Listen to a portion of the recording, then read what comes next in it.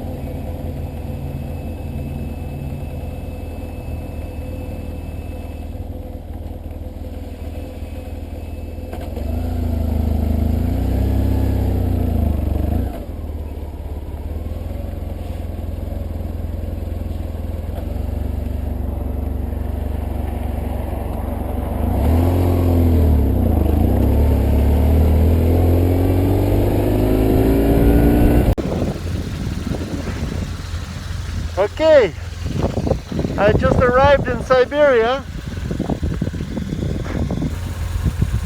Take the helmet off, I've already unbuckled it.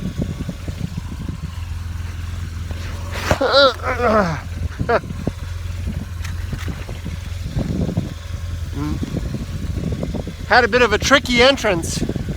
Almost dumped the bike back there. Just one of those things. But here I am, let me shut it off. Should be pretty dark with it off. There we are, back in Siberia. Okay, so I'm ready to go. Bike's all packed up as much as I could.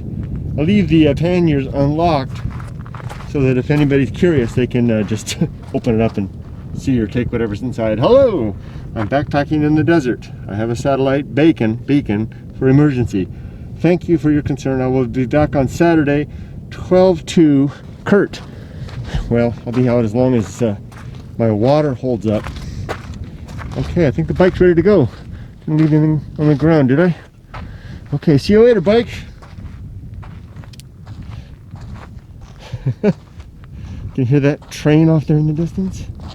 Okay. Okay, bye. Okay, so now, hi there. Can you see me? Can you see me? Where am I? What's that light over my head? Oh, it's the moon. What do you know? It's cold, so I've got the extra bundle stuff up. So let's do this. Let's go out to the desert and find our way through the night. I plan to go further than I did last time. Set up base camp. Hopefully make it to campo number 1 through the night. We'll see what happens. So I'll turn the camera on through this night hike as I can. See you later.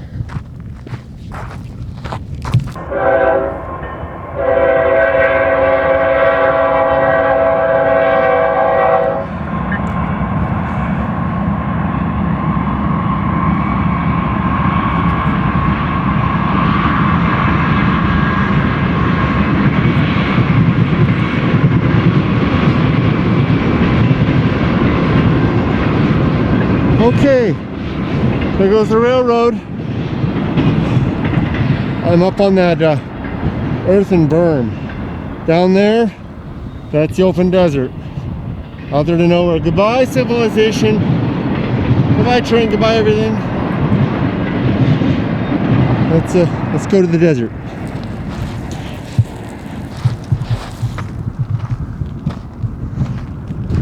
Here's a curious thing. Come across this ant hill. And if you look closely, if you look around the perimeter, there are no ants. There are no living ones at least. But if you look close at the entrance here, you'll see that there are some ants just milling about slowly. It's cold, so they're very cold. I wonder what they're doing. I see some really small ones too.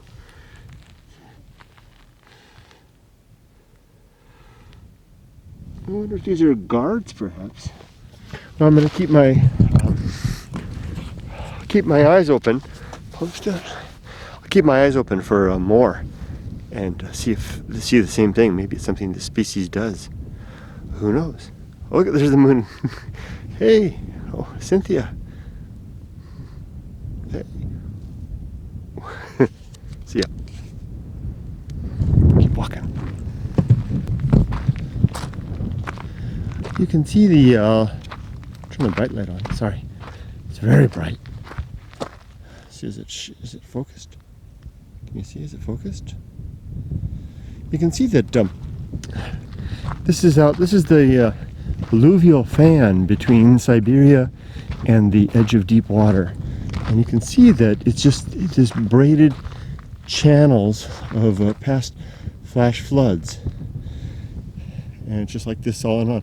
When I turn the light off, I can actually see the landscape pretty well. I can walk, and it has a very smooth appearance. I don't see the fine indentations, so to speak. Indentation isn't the right word. I don't see the fine details. But when I turn the light on, I can see, oh, there's some rocks and all kinds of stuff, and maybe snakes. So I better keep the light on, otherwise I'll trip or get bit by a rattlesnake. But my destination is dead ahead. I can see the hulking blackness of Mount Wildness, which I believe if I keep on a dead reckon towards that black hulk in the distance, that will take me through a better part of the deep water wilderness. I mean, the edge of deep water, and into the Siberia Wash. And then I can make my way up to campo number 1 more easily. But until then, I'll just kind of pick my way along in as direct a manner as possible through this braided channel. Oh, here's another ant hill. Let's take a look to see if we get those sentinels out. Okay, I don't see any out here on the edge. And I don't see any around the entrance. They all seem to have good enough sense to go in. Better sense than I. Better sense than I. Oh, I'm now blinding myself. I can't see. Okay, let's go. Well, would you look at this? This is my first shock of the night. Actually gave me quite a start. This appears to be in this little wash here. There appears to be a looks like a little mining structure. See this? I wonder if it's a mine. I wonder what it could be. It kind of scared me when I realized what it was. See, there's a metal roof right there. Pile of rocks over there. Some wooden timbers. I've never been here. Because this is a new path for me. Let's go down inside carefully. This is where I have to watch out particularly for snakes, because the rattlesnakes like to hunt along this little, see that's a little gully right here? They like to hide them, come out at night and slither along the bushes. Look at that. Look for snakes. This is kind of scary. I wonder what this is. Snakes. It's probably too cold for snakes, but gotta be careful. Look at that. Wow. I bet this was a bridge. No, why? Why would anybody make a bridge? How strange. Gotta be careful because, you know, don't want to fall into a mine or something. Or yours. Would I rather fall in mine or yours? I don't know. Pile of rocks here. This is curious. What is this? Is that a black widow? That is a black widow. See the black widow spider right there? Let's see if I can zoom in. Of course, being a nocturnal spider, it's not surprising to find it out here at night. It's a female black widow, right there. See if, am I getting? Oh, am I scaring her away? There she is. If you can see the black hourglass on her underside. Probably not. She looks just like a. Oh, maybe an eye got the better. Nice little black widow spider. Very slender, very diminutive. Nothing like the big black widows that we see down Los Angeles proper at night. Curious. I wonder what this is. There's the moon. Oh, I'm still zoomed out. There we go. Okay. Carefully, Kurt. Okay, see. So, interesting. This is some volcanic tooth, whatever it's called. This is interesting. Little gully. Goodbye. Okay. Carry on.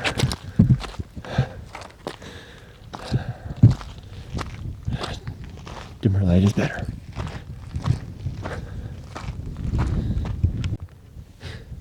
My mind's playing some tricks on me. I thought I heard something. Why is it so blurry? Let's see if I can fix that. Focus. There we go. I was walking. Had the light on the dim mode. Because I don't want to see what's up there. And I heard tap, tap, tap, tap, tap, tap, tap behind me. And I turned around and turned the light on. Turned around. Nothing there. But I definitely heard it. Ooh, it's kind of raised the goosebumps on my body.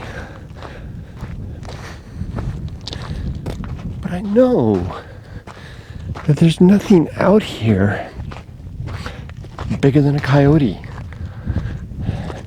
And certainly nothing out here that can pose me any real threat or harm other than my own folly. Sure, rattlesnake's venom or even a black widow bite would be bad. Rattlesnake for sure.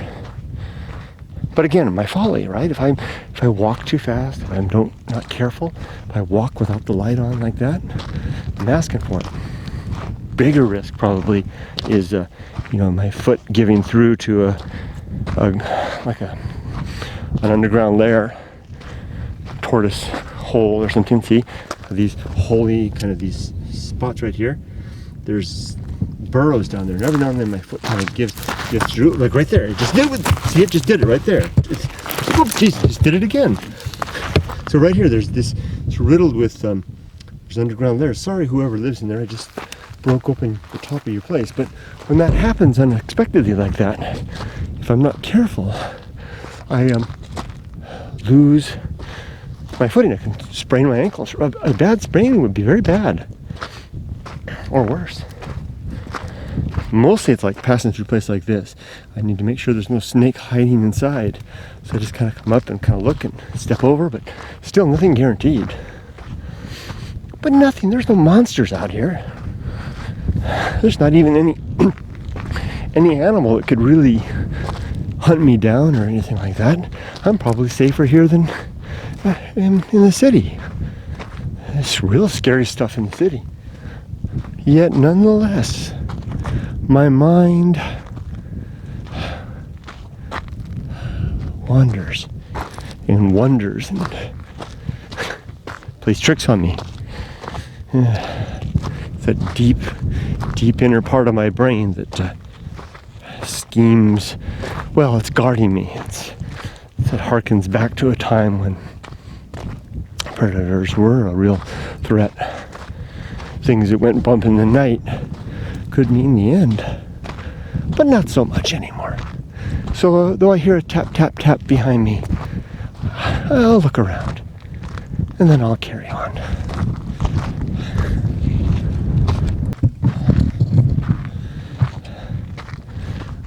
Oh, watch what you're doing, Kurt. I need to stop doing this. I need to stop turning this camera on and talking to all of you.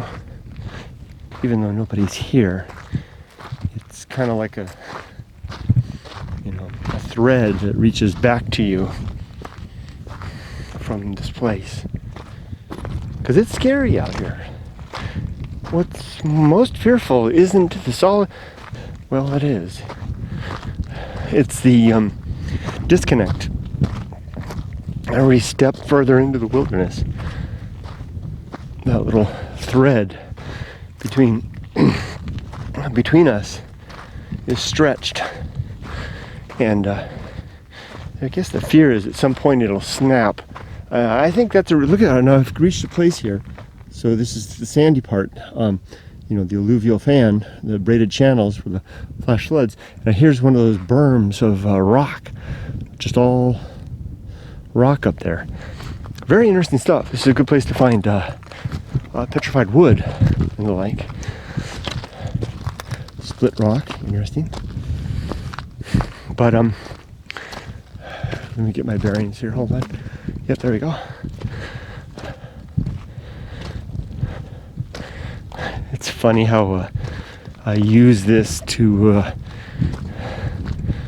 bolster my courage, when really I should just turn this off and not turn the camera on anymore. Better yet, not bring it. If I can get to that point. I think I'm old enough now that I won't get lost in this out here. Oh, did you see that? There's a nice piece of hematite. Look at that rock right there. It shows it better like that. There. Isn't that lovely? It's a piece of magnetic iron, magnetite, hematite. I actually had some of that analyzed. That's what I thought was a meteorite, that bit. And 75% iron. High grade, high quality iron. I know the story of how that came about too. I'll tell it to you guys sometime. Why it's here. But not right now. Right now I need to shut up. I need to walk as far as I can without listening to the urge to want to connect with all of you. Not that I don't like you or anything like that, but I really am trying to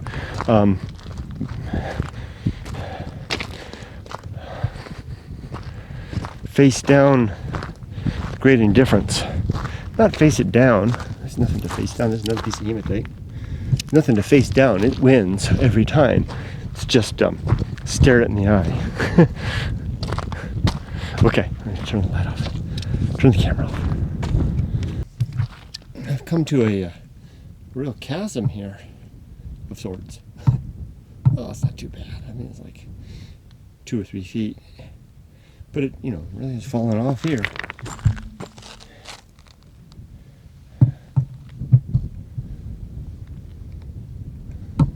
I think I'll go up there a little further and see if there's a better place to get across. I mean, I can get down there easy.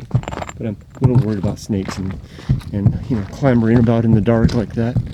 So I'll go up a little further, see what I can find.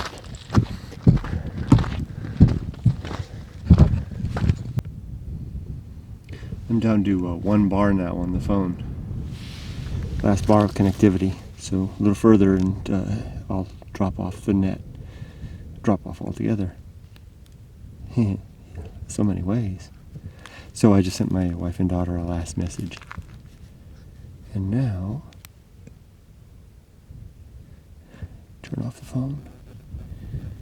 Ends the connectivity. It's just me and this big desert now. Carry on. There's a passenger train. Amtrak. Can we even pick it up? I don't know if we can pick up the lights. I'm sure you can hear it. It's very far down there. Oh, there it is. Right down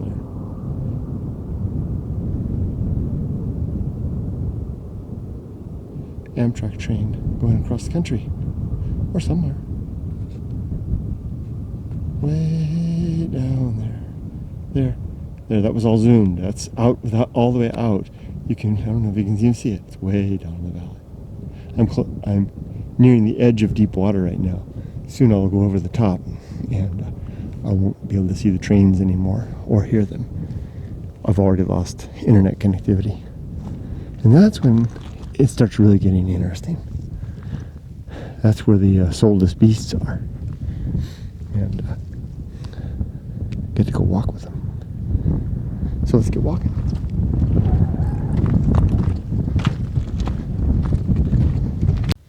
Okay, this is a good sign right here.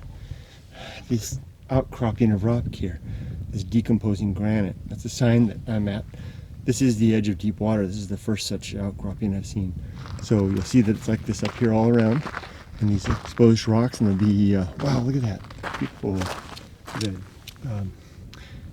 grain, or the, you know, lines in there. There'll be lots of hematite up here too. So this is the edge of deep water.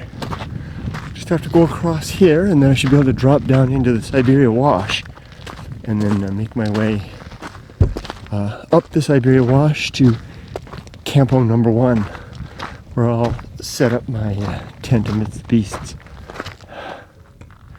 Looks like I've got a big gully thing down there to go through. I've never quite taken this route, unless that's the main wash. Wow, that looks deep. Looks kind of intimidating. We'll find out. It's probably just a optical illusion in conjunction with some tricks of the mind. Mind has a way of doing that, you know, sends us back, scampering back to the safe and sound by virtue of the intimidating fear. Now that's not an illusion. That really is a big that's a huge chasm right there. That's really steep and steep. How is it that I've never seen this? That's not coming through on the flashlight, I'm sure. That's a deep canyon there. I won't be able to go down there. How did I never see this? I'll have to go back up here and then continue along this ridge. Eventually this ridge will meet up with the proper plateau of deep water. And then from there, that canyon should be, I should reach the top of that gorge and be able to go around it then. So back on dim light and careful snake walk. Here we go. Got a real kind of a tricky little boulder field here. Lots of slippery ones. I can't avoid these. You step on them and they turn under your feet and give your ankle a nice twist. I kind of I couldn't get through over there. So I just continue along this route. I can kind of see the silhouette. Is there ants here? No. I can kind of see, when I turn the light off, I can see the silhouette of Mount Wildness over there, so I know where I am. I'm confident if I just keep on going this direction, eventually I'll reach the top of that gorge and be able to go around it. So just keep on keeping on. Well, I just completed a very rough run. Came over that, I couldn't find a way around the top. Ended up going through a really difficult little channel there. It was really hard, very slippery. I couldn't do the camera. And then I wound up in the wash. I took a couple of wrong courses there. But it's been about like another hour, and I'm finally at campo number 1. Let's see, I think it's right over there. I'll turn the camera on just before I get there. I don't know if you can see the wooden structure right over there. Let's go take a look. Let's see, together. This is the old campo number 1 is an old mining camp.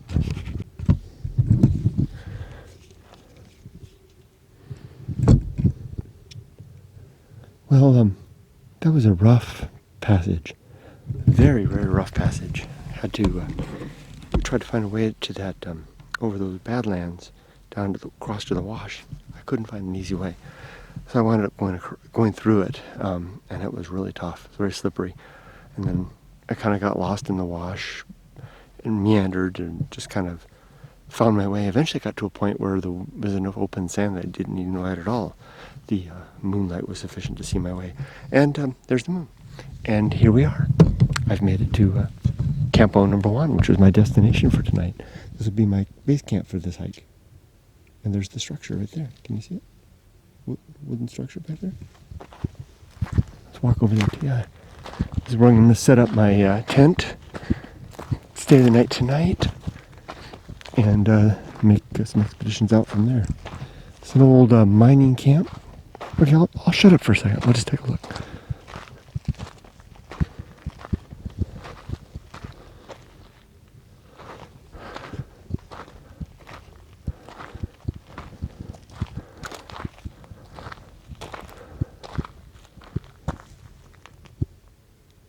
Let's see if I can adjust the focus. There we go.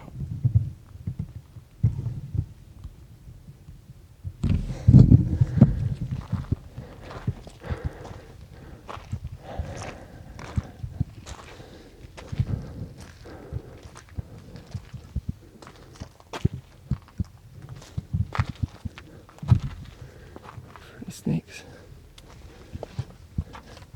There's the sign. Campo number 1. Table and chair. That beam's gonna go eventually. A little hill behind it.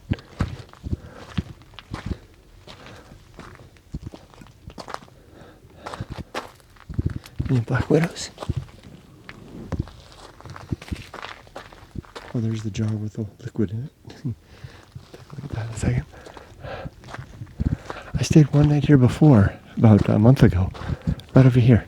You can see the footprints where I was here before. Over here, this is where I set up my tent. Let's take a look at this. There's a bottle over here with some fluid in it.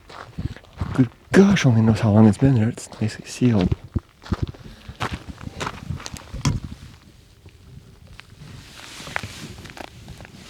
Fluid's still in it. Wait. The fluid's all gone. Oh no, it's still in there, see? I'm sorry to disturb it, but...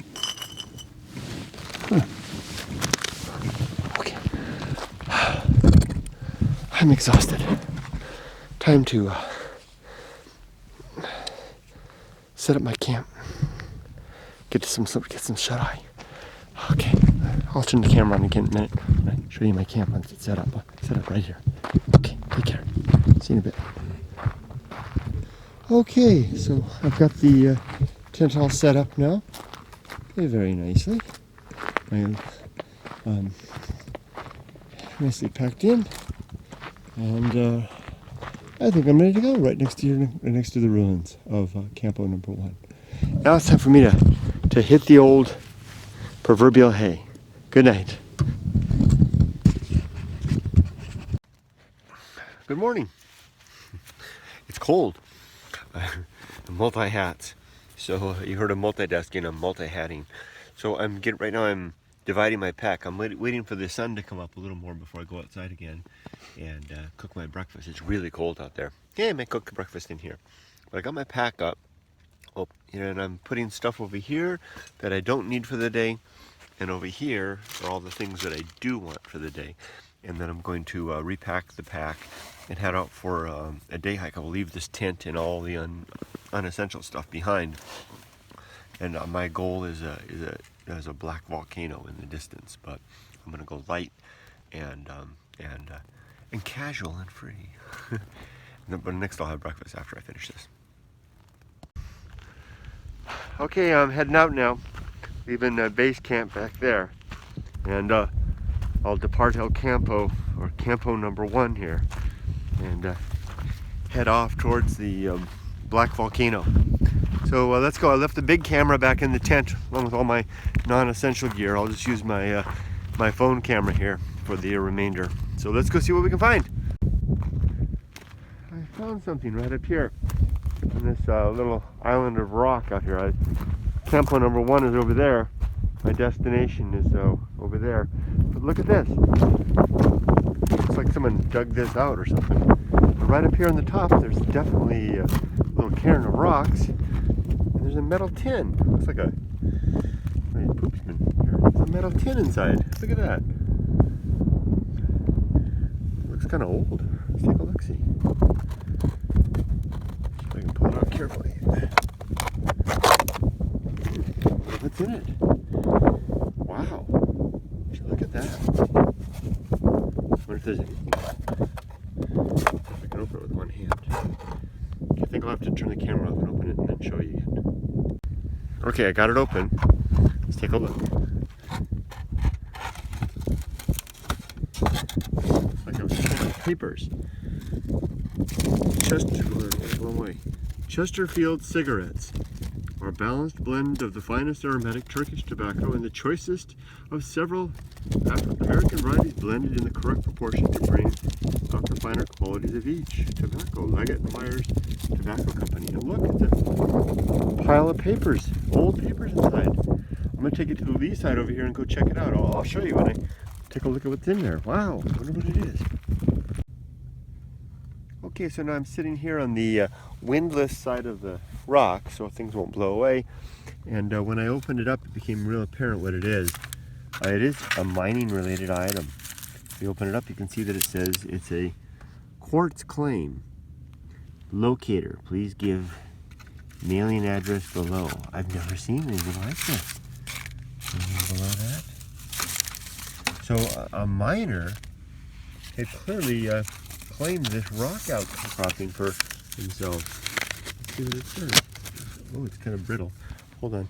Let me see if I can open it carefully. Oh, wow. Wow. Oh, wow. Oh, my goodness. It's very brittle. Take a look at this, would you? It's got all kinds of handwriting on it. Okay, notice this claim refiled January 29th, 1940. Notice will be posted before March something 1940. Notice is hereby given, location claim, quartz claim. Notice is hereby given that the undersigned citizen of the United States, in compliance with the requirements of Chapter 6, Title 32 of the Revised Statutes of the United States and the local customs laws and regulations, has, why is there an S there? Has, this day, maybe have for if it's a party rather than an individual, located and claimed 1,500 linear feet along the course of this lead, lode or vein of mineral-bearing quartz, and 300 feet in width on each side of the middle of said lead lode or vein, together with all mineral deposits contained therein, and all timber growing within the limits of said claim, and all water and water privileges thereupon, or appurtenant thereto. There's a new word for me. The general course of this vein is east, early, west, furly. What the heck? Okay, east, early, west, furly, situated in the unorganized district of San Bernardino, state of California, and more particularly described as follows, to wit, commencing the Discovery Monument 500 feet in an easterly direction from the West End Center Monument, and thence 300 feet in a northerly direction of the Northwest Monument Corner Monument, hence 1,500 feet to the Northeast Monument, hence 300 feet to the east whatever the heck, something monument, thence 300 feet to the Southeast Monument, thence 1,500 whatever the heck monument, thence, wow, it's a really very specific, is Discovery Monument, and said to have of beginning this slowing in situation about 3 miles northeast from Trojan, which is a railroad crossing, a winding of the Santa Fe siding of the Santa Fe Railroad. They're undercoming something in on the west, where the 3 furnaces, I can't read that, of the renaming fork of the 3, and while the thing of the other thing in the west end of the branch of the Hoonanny and the main wash, Discovery Monument, where about 1 mile before the monument heads from whence is the transportation marker. This notice is posted at 10:30 a.m. The date of the discovery of this lead lode or vein is the 22nd of November, 1935, I think that is. Whoop. Oh, sorry about that, see if I can get a little closer. 1930, looks like the top one begins with a 3, but the bottom one looks like it begins with a 5. I can't really sure. So again, the date of discovery of this lead lode or vein is the 22nd day of November. Wow, which is this is the 30th day of the 29th day of November, 30th day of November. So 1935, or maybe that's 50s, but it's got to be 30s because the other thing up here says it will be reclaimed in 1940. So I'll bet that's 39 or something like that. And this is interesting. It is named and shall be known as Trinidad. Ha! Witness, Paul S. Greiser. Locator, Jamie W. Oma, Orlando, or whatever the heck. Wow, this is a total mining claim. And they put it in here and then hit it up there. This is really fascinating. I've never seen anything quite like that. Wow, a mining claim. I didn't know such things really existed. I guess I'll fold it up and put it back carefully and move on. So I'm guessing that I should be checking those cairns that I sometimes find. I'll bet that those are all claims. You know, the rock piles that I find all over the place. I wonder if they'll find similar documents stashed within it like that. The color of the metal tin matched so well the rocks that I wouldn't have picked it out had I not taken a closer look. Very interesting. Oh, there was a little record on there that said it cost $1 to file the claim. Okay, well, let's carry on our way towards the Black Volcano. All right, here's another cairn that I saw. So I came over to take a close look at it, and sure enough, there's a 10. See it right back there? So let's go ahead and check that out and have a look, see what that says. I don't want to take the cairn apart too badly, so because I want to put everything back just so. So I'll turn the camera back on after I get it out.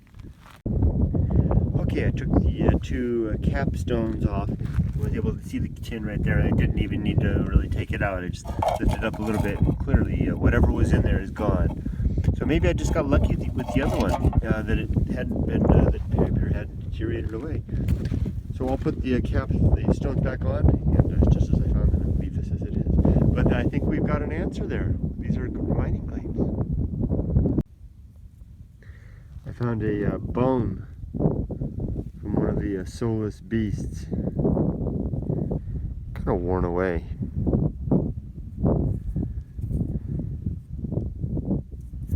Kind of chip it a little bit, bits flake off, just like us. Okay, I had to climb down into this little wash, and I'm going to go up it because I believe there's a dry waterfall up here. And I wanted to show you something. There's this little, see the iron bits in there?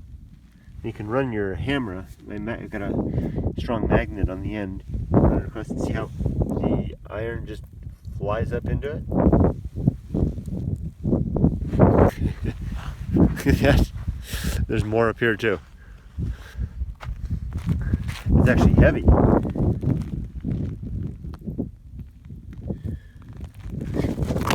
It's kind of fun.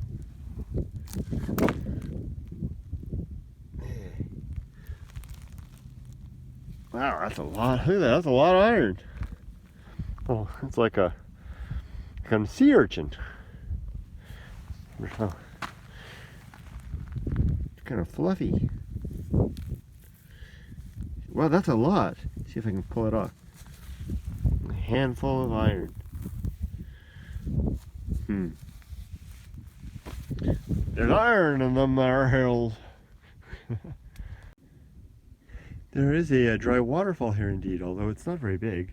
About 4 feet tall. Let's see where the water will go over the falls here. Little lines in this rock. Interesting stuff. Lots of volcanic ash down over there. Maybe some up here too. Not so sure. See all the looks like there's ash between the rocks. That doesn't make any sense. Why would it be like that? That must be something else. So little that I actually know. So much that I would like to know and not fall off the waterfall. Still got to be careful of snakes walking through this area here. Okay. Let's go up here.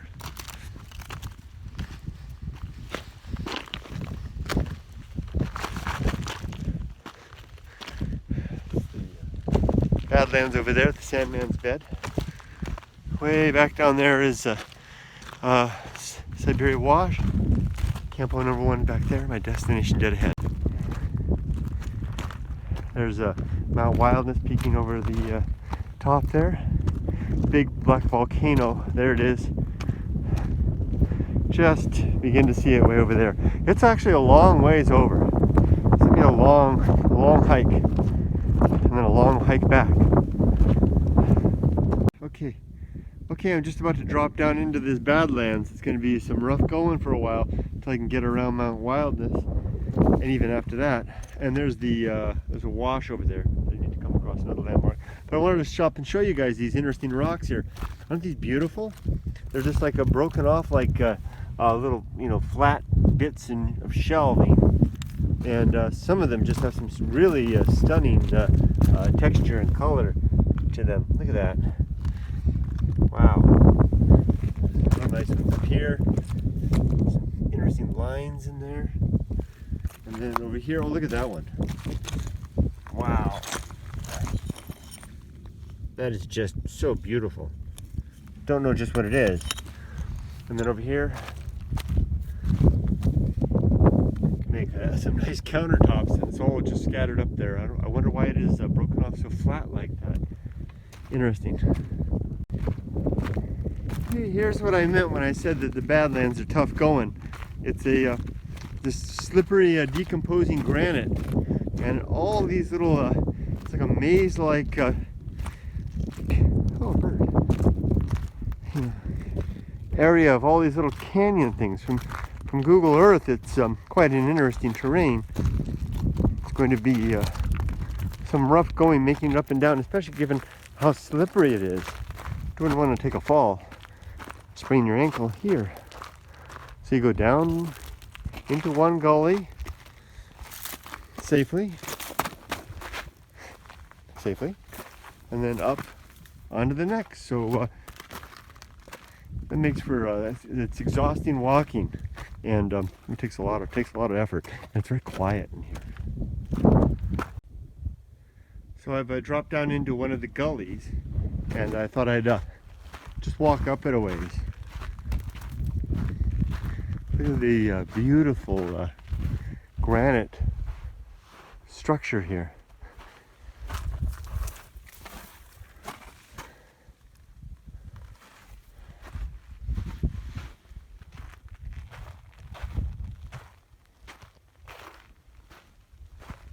Hey, wow, was I zoomed in that whole time?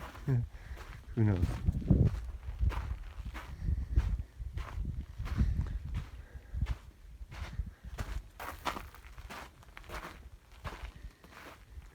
There's more iron. So quiet here. Watch out, these trees right here have spines. They'll grab your legs and tear the skin out, leaving you with a nice bloody bit.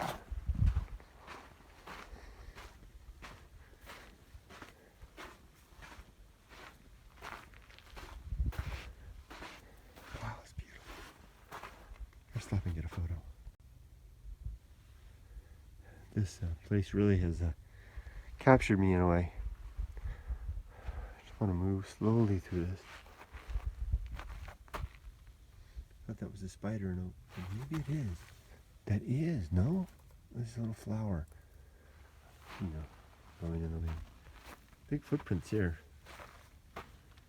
Wonder what that's out of, see how?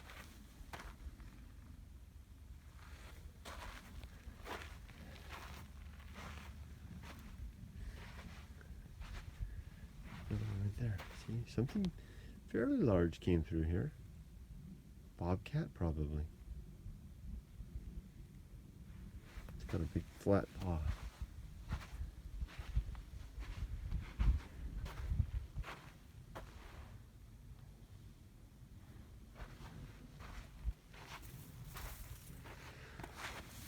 Looks like something broke that off and kind of stripped off some of the bark.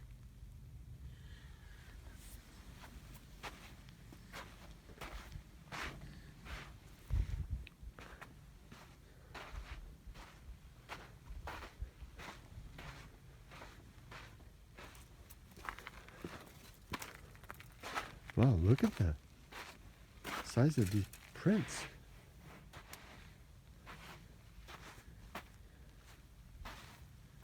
Wonder what that could possibly be. I thought the largest animal out here was a fox, maybe a coyote. I saw a photo of a bobcat that was caught in the 30s. Look at this waterfall here. By some men over at Chubbuck, it's about 30 miles away. I wonder if it could be a bobcat. Look how it's been worn down. Wow. Is that a xenolith? A rock within a rock? Wow, just imagine all the water that it took to do that. It's all just crumbling away. This is a very special place. Look at the barrel cactus up there. This Badlands is a very special place.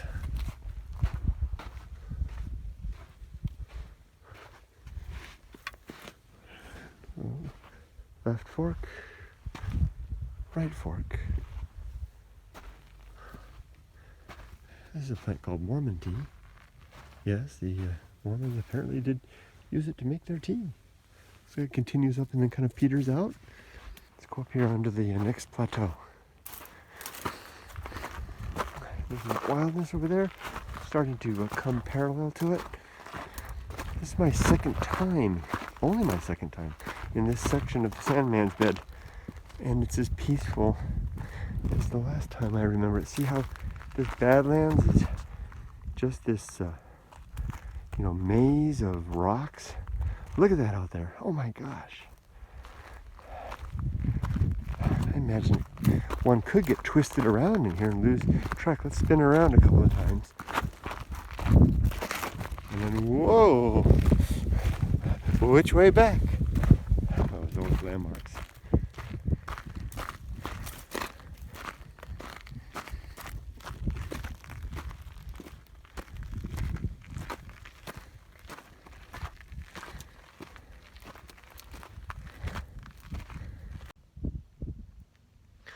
I've heard it said that anxiety is a dilemma of freedom, that it comes of having choices and options and worrying about making the right one, and the weight and responsibility of it. Now perhaps I am understanding better why it's easy sometimes for us to accept the dictates of others, and the guidance of precedent relieves us of that anxiety, even in a totalitarian state of things. The peace of not needing to choose or not having the responsibility of it. It's interesting. There's a nice shot of Mount Wildness. I like the way this tree just sticks up out of this wash. Come across this broad wash. Just goes up here. This is the moment when the quiet comes over my mind. It sounds very touchy-feely, very moody, very woo. If there had been a side of me that would have gone down the spiritual path, this is what I would have sought.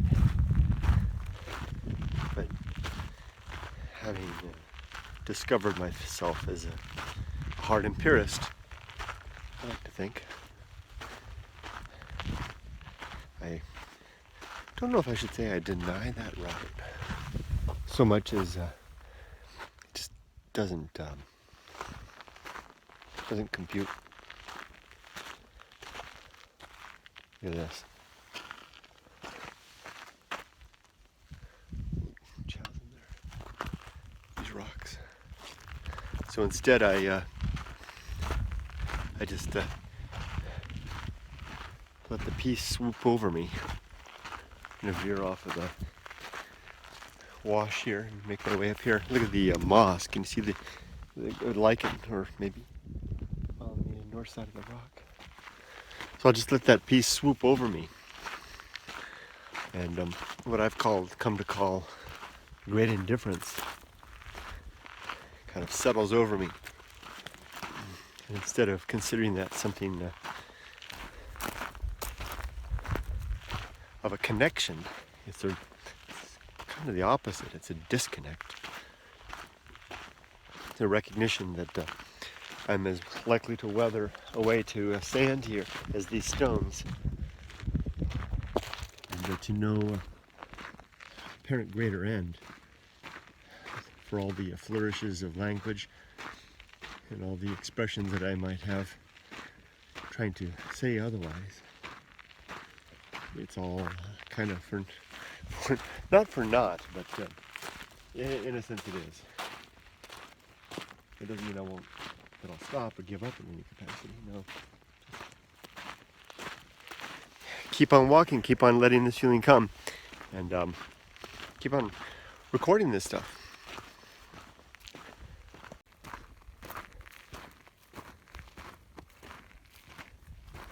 Oh. Oh.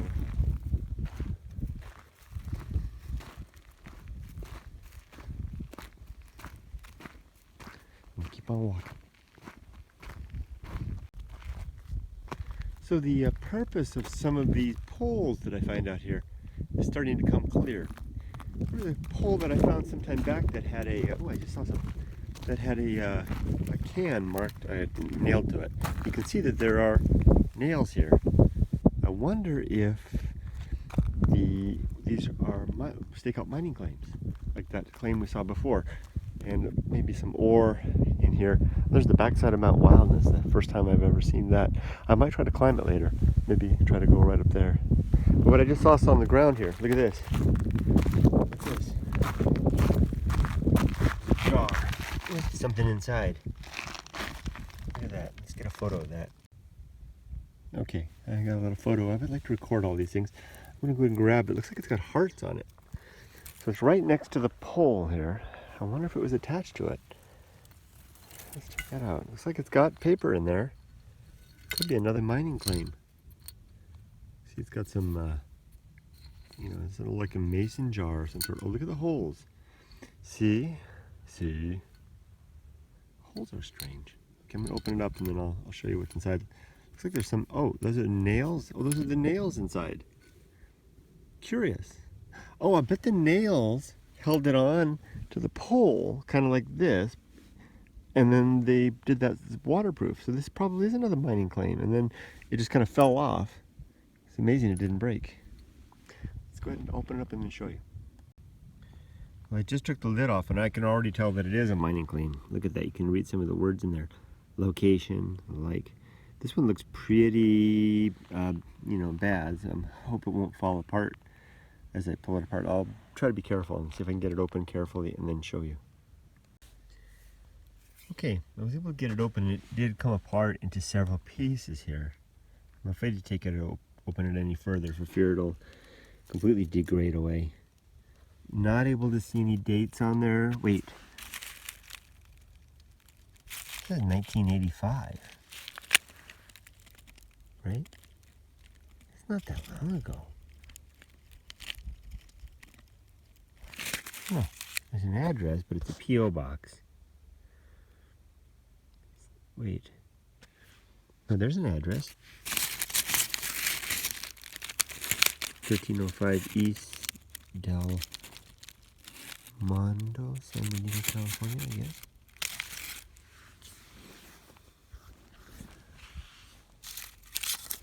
I don't want to open it. I could open it further, but I'm afraid it'll just fall apart. So I'll put it back in best I can.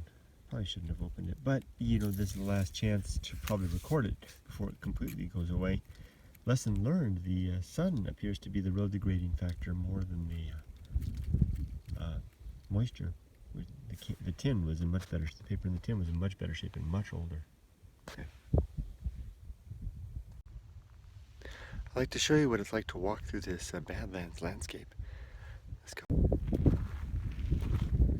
It's just this irregular surface of granite.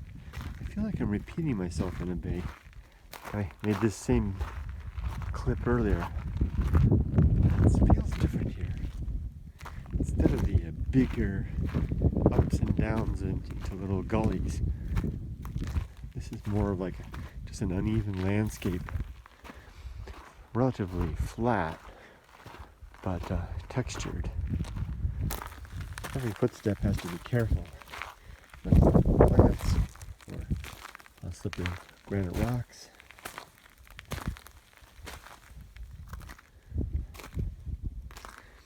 Look out for snakes, of course. And it just carries on. There's my destination, that big black mountain over there.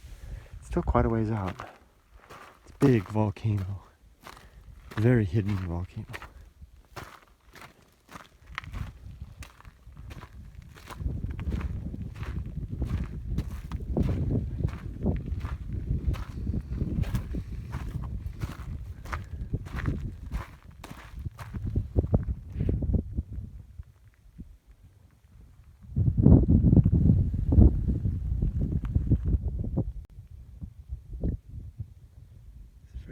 Area right here. This would be a good place to look for meteorites because it's all just basically this decomposed granite, and the meteorites would really stick out. There's no other types. Look at that. Let's see if I can zoom in on that. It's like a canyon. Oh, that's the exposure. Can I zoom? Maybe not. Thought I could. Like to explore that canyon, but my destination's this way. Maybe when I'm coming back, we'll see. Out here in the wash, and I've come across what I think is a snake crossing. See this little bit right here? Look right here. Look at those snake trails. It's like a pretty big snake. See how they kind of like to go up? I've heard that that's what they like to do. They like to go up along these edges here looking for rodents and such. I remember one time I followed a snake trail like this into a bush, and there was a sidewinder inside that wasn't very happy with me. It looks like there's a lot of them. That over there is like a sidewinder thing, because they kind of come in and do this, and then the other thing. This is what happened before, and I got close to the bush, like, what's in there? And suddenly it started rattling at me. That's a long time ago. Oh, more snake trails here. Look at that. Big serpentine S right there. Yeah, so there's definitely snakes hunting in this wash, probably at night. I think I will take a short walk up the canyon. Now I really do have to mind my steps. You know, I don't want to get too close to these bushes for fear of the aforementioned snakes. Snakes in the bush. Looking up through this little canyon, little gully here. It's not terribly interesting for an extraordinary purpose, but quite to my satisfaction for ordinary means.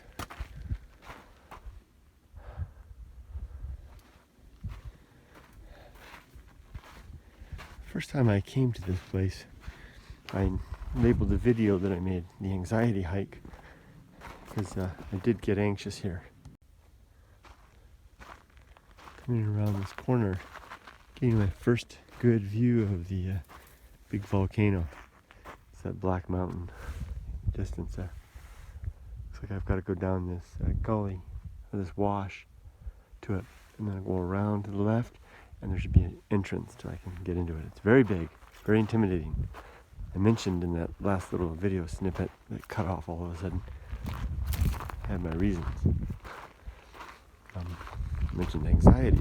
I used to call this. I called the first time I came here, gave rise to the title of a video called The Anxiety Hike, and a hike called The Anxiety Hike.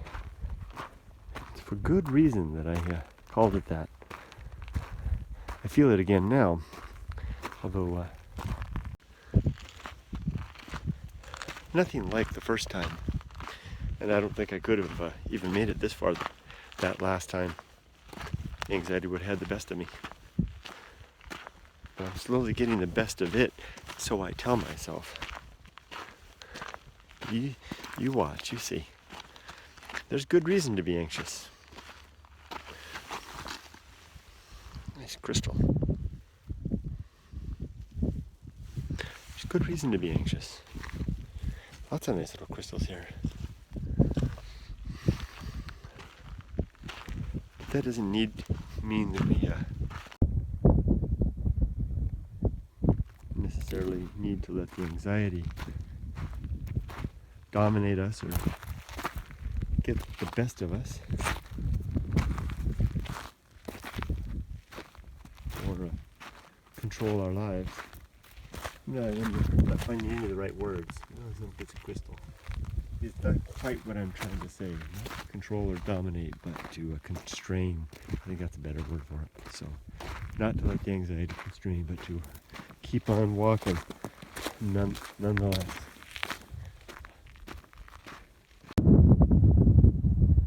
I've been walking for about 2.5 hours now since I left camp. And I've made it through the Sandman's Bed, Badlands there. I'm in a large wash. Come up to a little hill here. I've decided that instead of going up and around, it looks pretty difficult up there. I'm going to go down here and around the bottom of the cliff. Now, when I go around the corner there and get a good look at the volcano, I expect a spike in anxiety. A little pop. It's like in the movies, when flashing through your mind. What flashes through my mind isn't the danger, it's everything that I have to lose. You know, I flash kind of in the order of proximity. You know, I flash, oh my gosh, what's happening? Is everything okay at the camp? Is my bike still okay? Is anybody kicking it over? Are they loading it into a flatbed right now and taking it away? Or is the battery going to fire the bike up later? And then further out from there, how's my mom doing? What about my wife and daughter? What are they up to? Are they okay? And what happens to them if I don't make it back? These things I guess that's responsibility, eh? It's all the responsibilities that I have and all the things that I rely on to keep me safe and secure along the way. And happy too. And kind of at peace.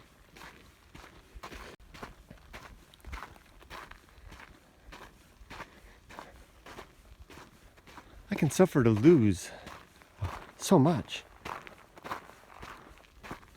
Some things would be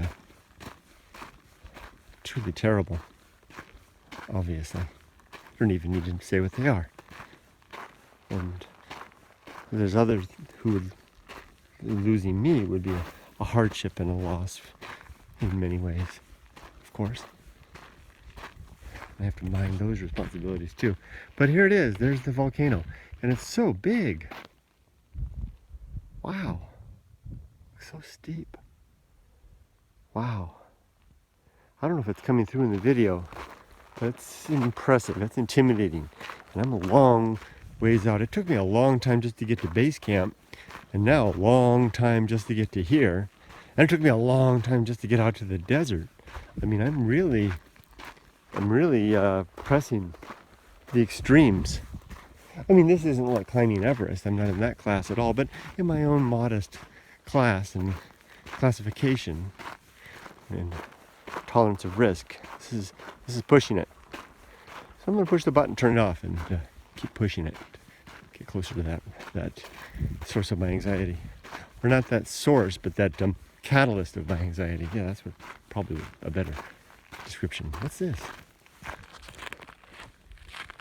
A little lovely little gully. Look at that. That's just begging to be explored. Let's go have a look.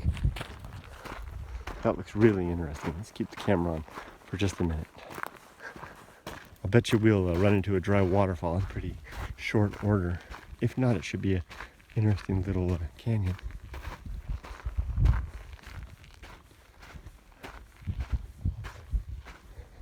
Careful of snakes in here, dude. Oh, and that's the bush that will get you. Yeah, it's just a dry waterfall right there. Lovely. I won't even try to push past that. I'll end up pretty cut up, or that's pretty, even though I wouldn't even worry about going around there in normal circumstance, but way out here that's dangerous. So turn the video off for now and press on. Wham! And it just hit me, that aforementioned anxiety. I know it's not coming through on the camera at all. That doesn't be so bad, does it? Where I'm standing is pretty bad, especially with all I have to lose and all I have to live for. There's something in there, some nugget to tease out. Flash flood wash here. The water comes roaring down here. Spills, hits this thing, goes to either side, and off it goes. That was a rough passage back there. Through these, it doesn't look so bad, but that was really hard. Very slippery stuff, and I need to go back through it again to get back. But first off, to face my anxiety here. There's something in there.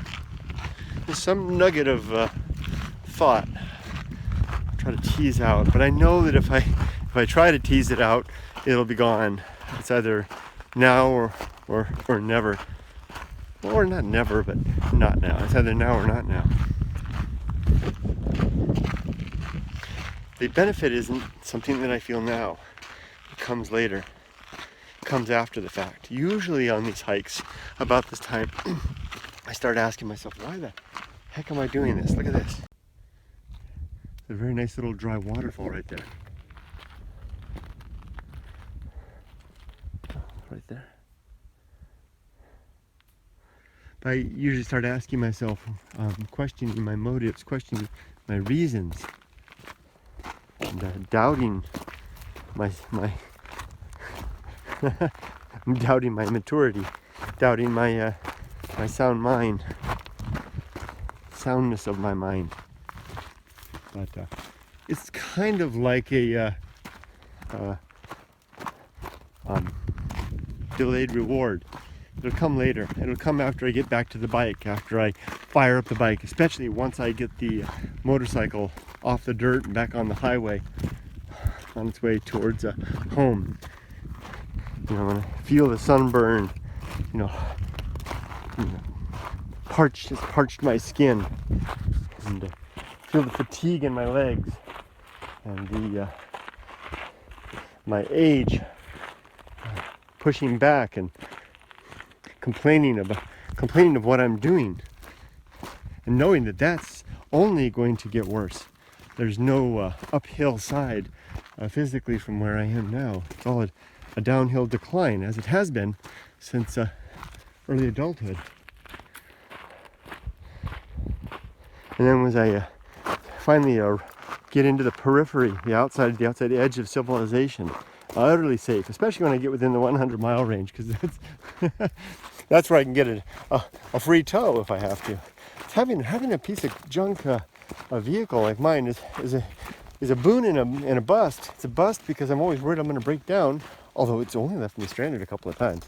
But it's a boon because who cares, right? So I mean, if someone back there, someone loading it onto the flatbed, like I said before, and taking it away right now, they can have it. It's a salvaged vehicle. It's only worth $3,500 or so, you know. I mean, that's a lot of money, of course, but I mean, it's not like if I had a $25,000 bike, you know. Okay, if you think that I'm talking my way out of the anxiety, that's probably exactly what I'm doing. So I'm going to stop the camera now, and I'm going to quiet my mouth, quiet my mind, and then and press on. And my route will be, I'll go up into the wash around the canyon, around this volcano. It's kind of a big horseshoe shape. This is the west side of the horseshoe.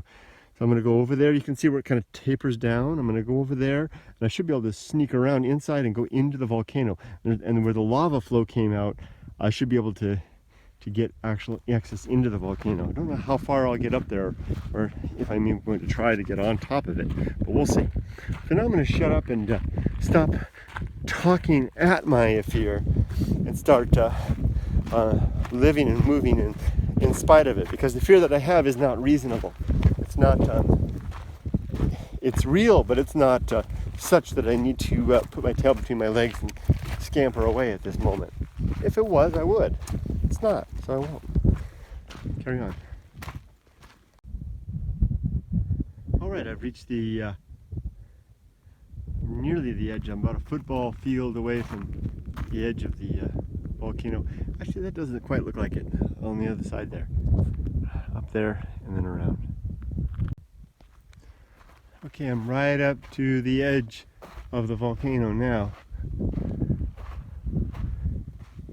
Big, barren black faces here. Nearly lifeless. I wonder if that's that green stuff. This volcano is famous for a type of mineral, and I can't remember what it's called, but it's colored green. That I wish I could remember the name. Anyway, it's special because it's comes from the inside of the inner crust of the earth, almost like the mantle. And it's like as the lava is coming up the magma chamber, the funnel from the bottom, it chips off bits and pieces of the Earth's inner crust. And I think that might be what this is. It's a green color. I'm going to take some of this and see what I can do with it. And this volcano and the one, you can't see it, it's over there, there's another one over there. That one over there are rather famous for having lots of specimens of that particular mineral. So I'll just kind of follow along the edge now. I got that through that canyon. I'm tempted to go up there. That would probably lead me into the volcano. Oh, the zoom does work. See that little thing standing out there? That's interesting. But I think it would be better to, I can't get the zoom to go out now. Oh well, go up that way and around. This is like that moment at work at the when you go into the meeting.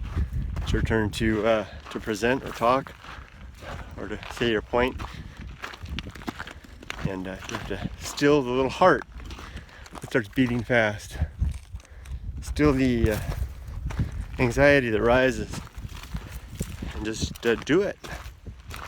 Likewise right now, 3 hours here, I'm starting to feel exhausted and tough hike back. Still that little heart. Still the anxiety. Keep on going. Yeah, okay. Time to plunge into the deep water. Yahosa, look at that. I'm at the far edge, the northern edge here. And I'm coming up on this little summit, and I'm gonna see into the maw of the beast. This massive volcano.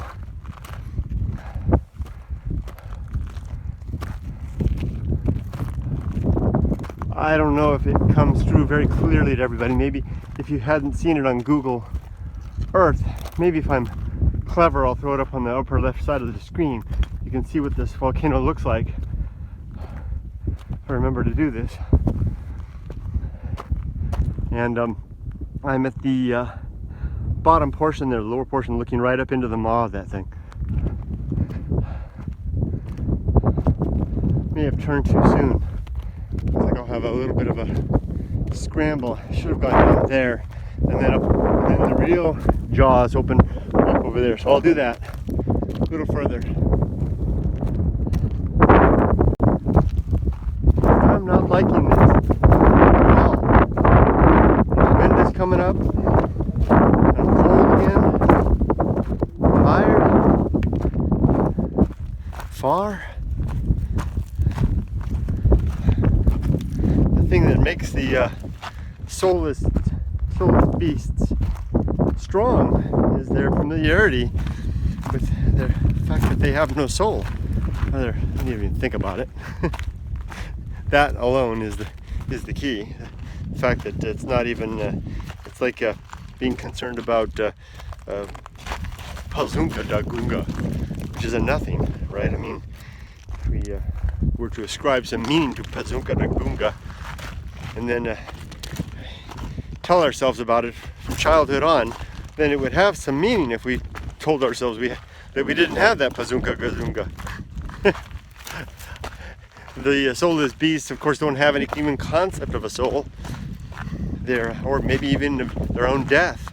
So it's not an issue. For us, it is, because we are cognizant of our death. We therefore created the concept of a soul to, kind of comfort ourselves that death won't be the end. Something will fly away from us and carry on after we're gone, after we die. So if to say that I can be like the soulless beasts would have to mean that I would have to acquire a type of ignorance that isn't kind of fact what it is. I'm simply recognizing that I don't have a soul, that it's something that we made up, our species made up, appears to have made up. There's no reason to think otherwise. And therefore it's confessing to ignorance and facing the reality of and the consequence of that. Coming out here like this and being in company with the soulless beasts just hammers that home. Well, I was wrong. So I guess I have to climb up on top of this. And I don't want to do that. Not because it's hard, because I don't want to see the view. It's going to freak me out. Okay, well, I'm turning to you guys again for comfort. Got to knock that off. Hope I can get to the point where I don't make these videos anymore. Where I can come to these places in silence, leave the cameras at home. Maybe one day even leave the journal at home. Although it seems worthwhile to at least record some of the words, at least for the sake of my daughter's children. Maybe a couple generations down the line there'll be a sympathetic ancestor. I mean, progeny, who will find my journal and be comforted by a distant relative who understood their own musings. But yeah, it's worthwhile. It's worthwhile doing it for the camera for that reason too. If there's anything worthwhile in all this, I shouldn't want to limit it just to the ones to come. Oh, gosh, it's like a fortress. How am I going to get in there? Up here, get the view, and go down. I'm committed. I'm going to go in there.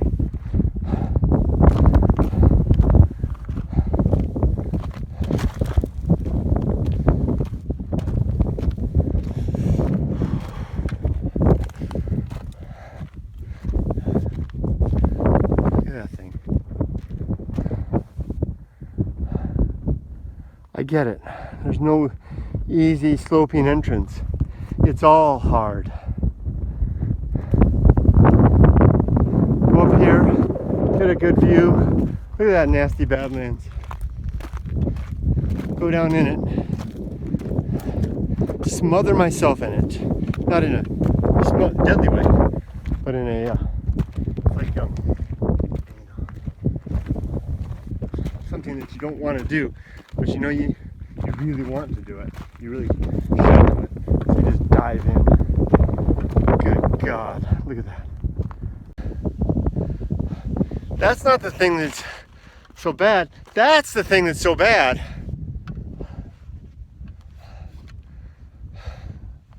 Mount Wildness. You deserve that name. Maybe you do. How the hell did I get through that?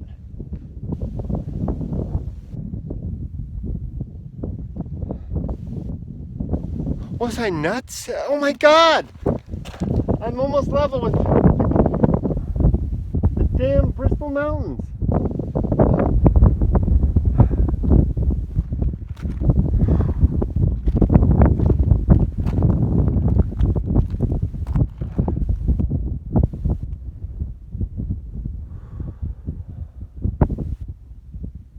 First principle of my life, first objective, is a good and effective use of time.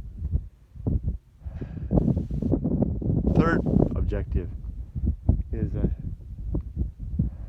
management of my emotions, good emotional reactions. Time to get on top of both of those. This is a good use of my time, and I can manage my emotional reactions. One step at a time.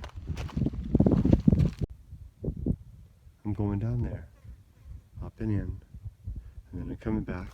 I'm going to slip through that crack that I saw before, down over to that wash, across, over to Mount Wildness, possibly climbing Mount Wildness, and then I'll make it back to Campo number 1.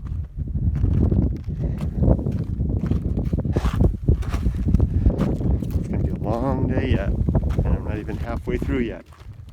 I can do this.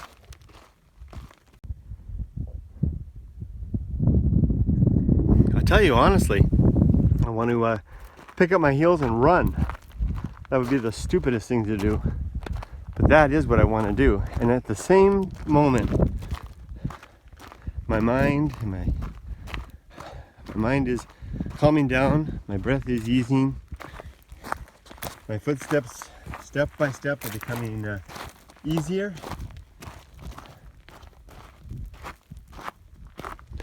It's embarrassing to share all of this with you, my fearful side.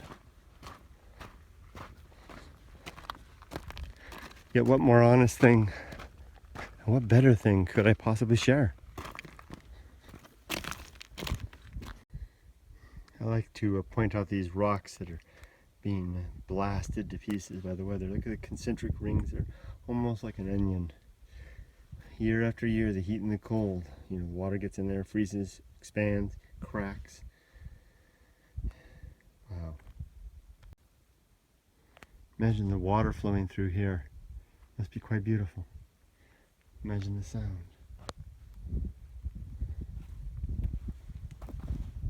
Wow.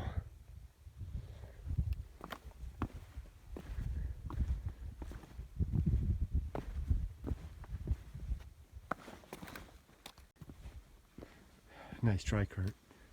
Tried to go down. I'm going up. I'm going in as far as I can take it. Everything in me tells me to go back. Oh, a little chorus, a little voice screaming, go back. It's funny how it rationale they try to use. This is plenty far. You've come to the edge of the volcano. This was your goal. With the volcano, you don't have to go inside. Look at that thing up there. Why do you want to go inside? There could be snakes in all these bushes. What if one struck out and bit your ankle right now? Do you have enough time? Can you get back? What about that fatigue you feel? Sure, you've got some peanut butter and jelly sandwich fixins, but is that going to do the job? You're 53 after all.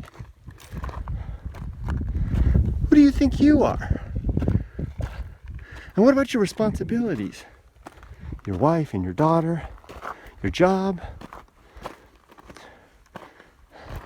What a terrible thing to be doing, to be coming up here like this, going into the volcano, when all you need to be doing is getting yourself out of this thing and heading back. You know how good you'll feel once you're back out on that wash. Every step that you take back towards the Badlands, and don't you even think about taking a route other than the one you took over here, even if you can find your way back again.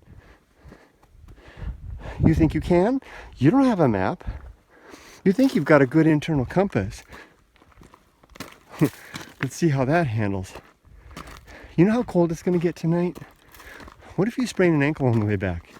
All you've got is a couple of sweaters, sweater and a jacket, and a hat. You freeze. Idiot.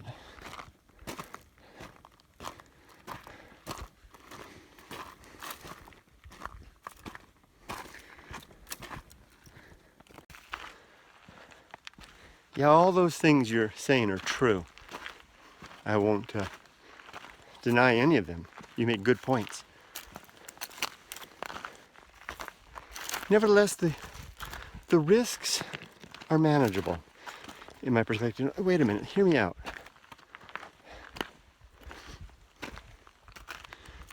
I'm in good shape for my age. I've done hikes much longer than this. I'm very cautious with my steps. Every bush that I approach, I look carefully for snakes and step in such a way as to avoid them if I can. As for time, there's plenty of time to get back. It's not even 11 yet. It's been about 3.5, maybe 4 hours now since I left camp.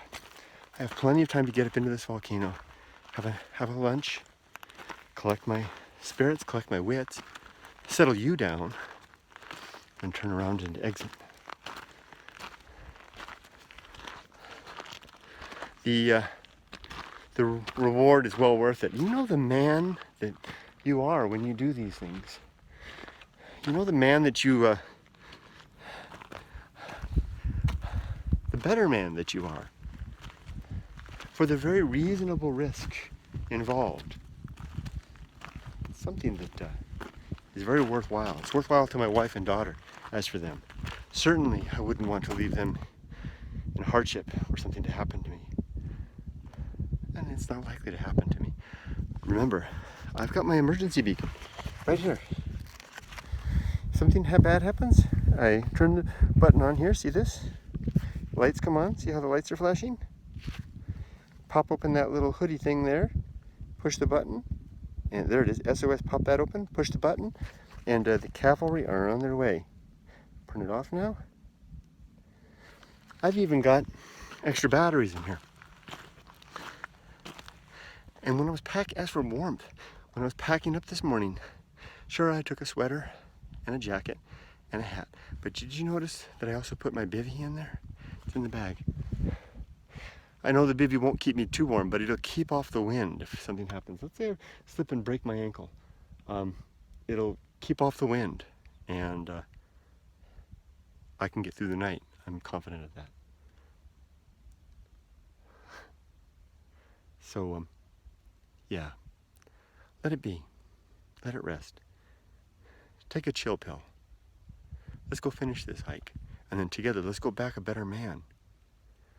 Me for the boon that I take back in the intangible gain of the experience and the adventure and the walking with the soulless beasts, remembering that I am one of them.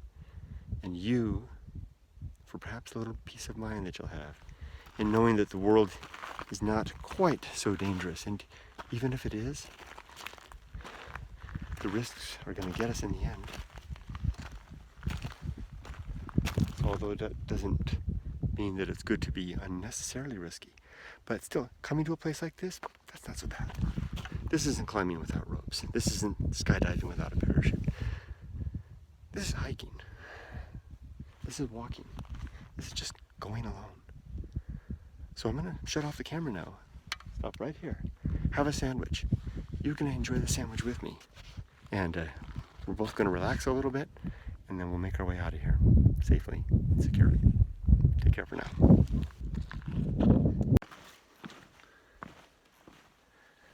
The calm, cool feeling. The peaceful feeling after the fact. This is the same little dry waterfall where I turned around so anxiously and charged up to have that dialogue with myself. Now I'm coming back. I went up. Wasn't so much summiting that place and seeing the view that was the important thing. It was the internal summiting that made the difference. Now, look at that. There's Mount Wildness in the distance. And just, 30 minutes ago, I was looking at it so far away, freaking the heck out of me. And now I don't see it as so, because I'm on the return journey. I guess that's kind of the point. You can't really have the return journey unless you actually go somewhere.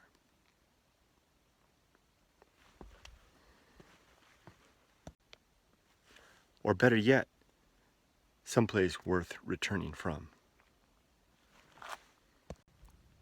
Okay, I backed up a little bit. I want to start over.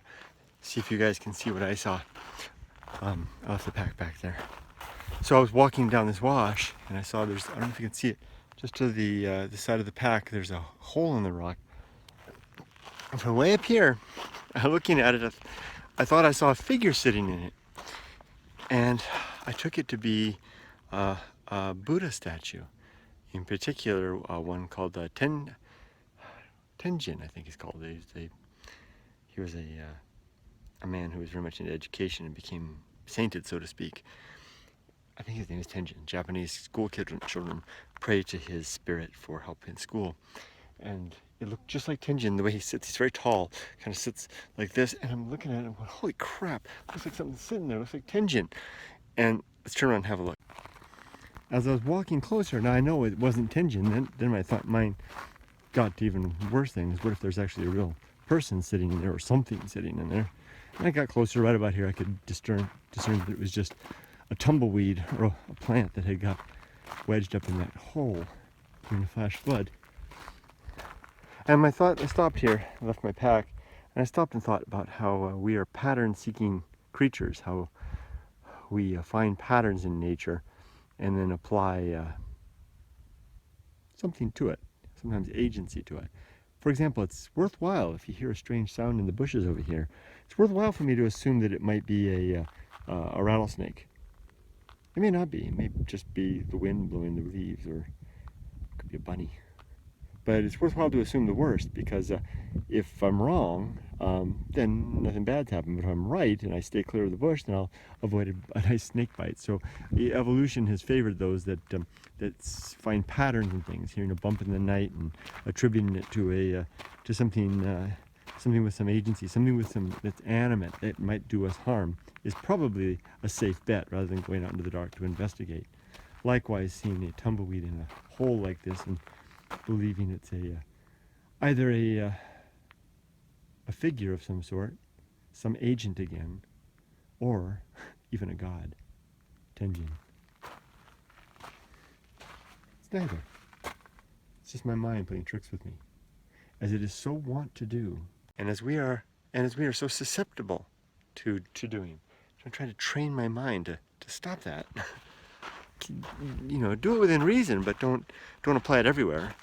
Just because I'm scared of death doesn't mean that I have to attribute the supernatural to the darkness beyond life, the emptiness beyond life. Okay, time to get back, put my pack back on and keep on going. Mount Wildness, oh, you can't even see it. Mount Wildness is right over there. I just followed a trail of ants. Must have been football field length from their nest into nowhere. When it first started out, there were lots of ants. And by the time I got to the end, there were just a trickling one or two. And I was thinking how many hours it must have taken them to cross that distance. And how precarious their situation so far back to get there before nightfall, because they were still on their way outward bound. And then I was thinking how with the fact that death is not on their minds, they just carry on working until one day they'll stay out too late and the cold will get them, or something will get them. But nonetheless, they won't give it much mind, because they don't give it much mind.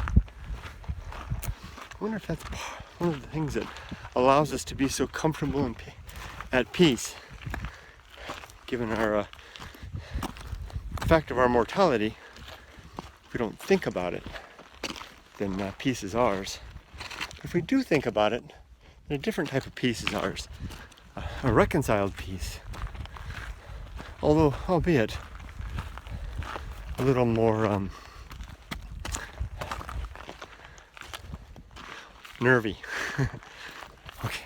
I've been crossing through this badlands for a long time now. You can see the black volcano way back there.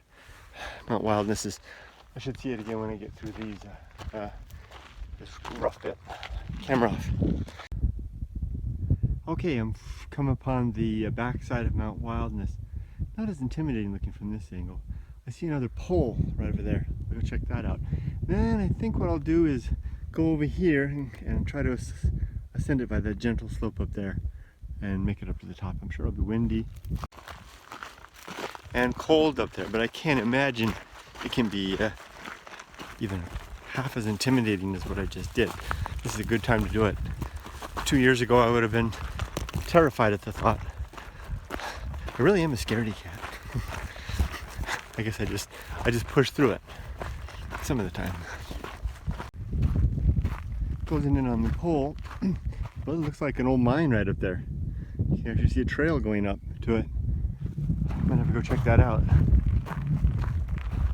Let's take a look at this pole. Hey, this is like that other one, except it's actually got the glass jar still stuck to the pole. Look at that. It's the same kind of jar too. There were two of them at one time. So, but there's nothing in it. Yeah, an old mason jar, right? In fact, it says so right there. Mason jar. Even got some rocks to hold it up. Wonder what happened to the other jar. Maybe it's around here. The lid is there, so that would mean the contents would have been compromised. Glass anywhere to be seen? No. Okay, let's go check out this thing that might be a mine. Actually, I see a piece of wood up there too, right up there. Something. Let's go see what it is. I'll leave my pack down here. Here's the start of the trail, right up the side of this glass rhyolite dome. Could be a little slippery.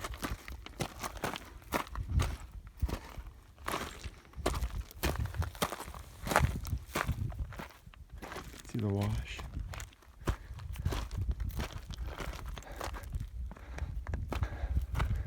Looks like something was going on here, huh?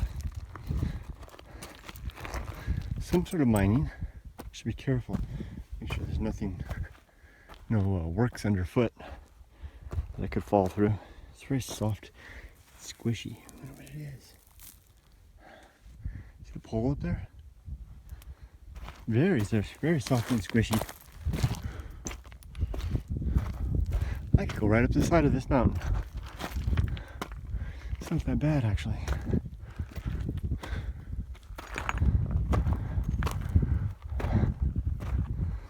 Maybe there's another claim pole. Oh, yeah, it is. See? Here's the pole. The hole where it was in. And here's the mason jar. Its lid. It's interesting, it hasn't broken despite the fall. And the screws are still inside. But the paper claim itself is long gone. I could easily climb this. I don't think I need to go back down there. Should have brought my pack with me. There's the mountain. So now a bit of decision. Go back and get the pack, come back up here, or go down there and go up. I think I'll just climb it here with the pack. Definitely a lot harder with the backpack. Just past the marker there. It's slow going, rough stuff. Easy to slip on this stuff. You really skin my knees up if I'm not careful, or take a nice fall. But I think just put it in tractor mode, and I can get it to the top this way. Getting down's a little trickier, a little slipperier. I'll manage. Wow, it's really rocky and slippery here. Slip and fall.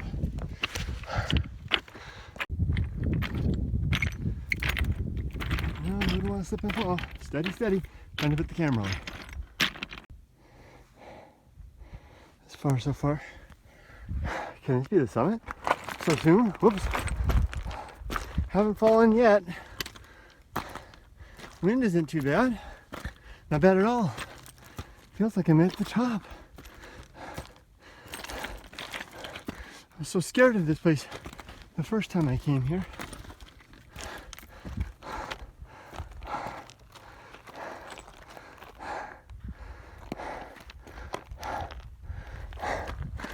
I'm almost there.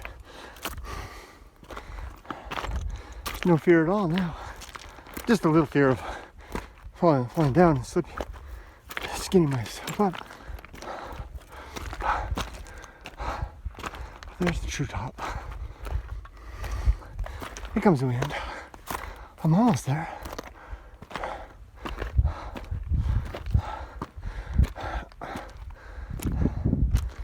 Okay. Oh, feels so good. Can you see the railroad? And there's Siberia. Too far to see if my bike is there. Can't quite pick that out. We might even be able to hear the train whistle from up here. Let's keep on up to the top.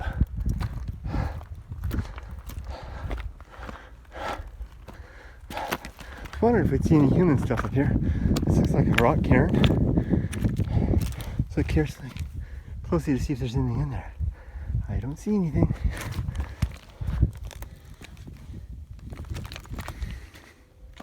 Oh, here's a train whistle.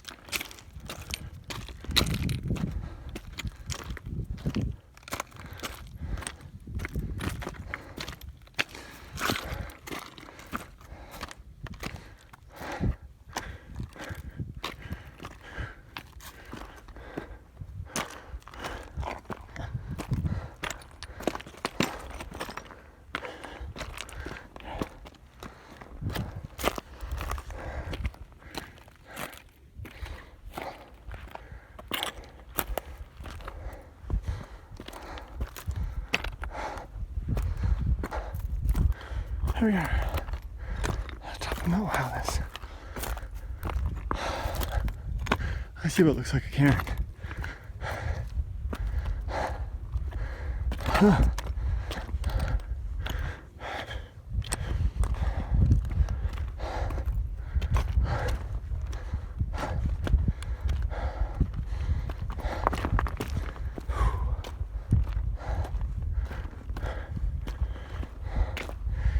definitely something up here at one time.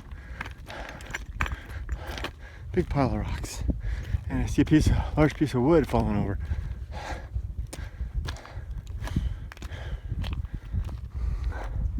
And some satellite cairns.